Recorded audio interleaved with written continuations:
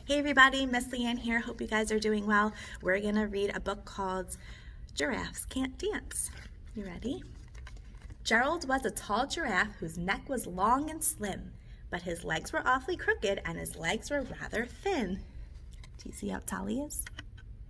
Yeah. He was very good at standing still and munching shoots off trees, but when he tried to run around, he buckled at the knees. Now, every year in Africa, they hold the jungle dance, where every single animal turns up to skip and prance. And this year, when the day arrived, poor Gerald felt so sad, because when it came to dancing, he was really very bad.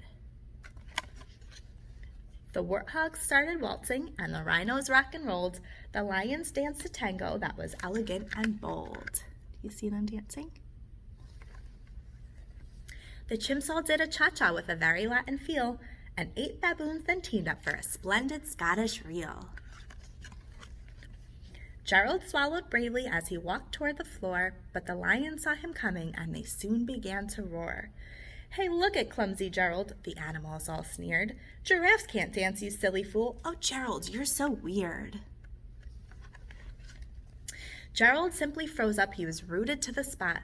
"They're right," he thought. "I'm useless. Oh, I feel like such a clot."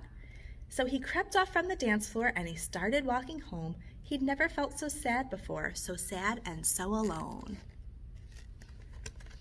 Then he found a little clearing and he looked up at the sky. "The moon can be so beautiful," he whispered with a sigh. "Excuse me," coughed a cricket, who'd seen Gerald earlier on, "but sometimes when you're different, you just need a different song." Listen to the swaying grass and listen to the trees. To me, the sweetest music is those branches in the breeze. So imagine that the lovely moon is playing just for you. Everything makes music if you really want it to. With that, the cricket smiled and picked up his violin. Then Gerald felt his body do the most amazing thing.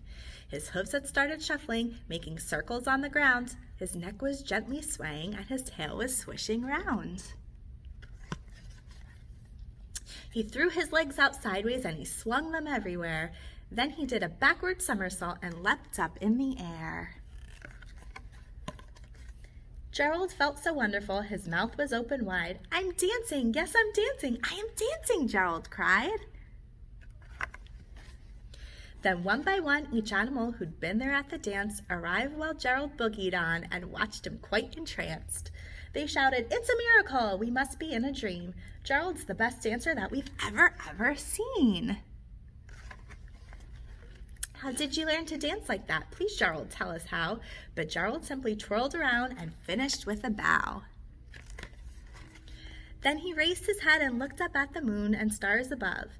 "We all can dance," he said, "when we find the music that we love." The end. Love the message in this book, you guys. Always be kind and don't be afraid to be different.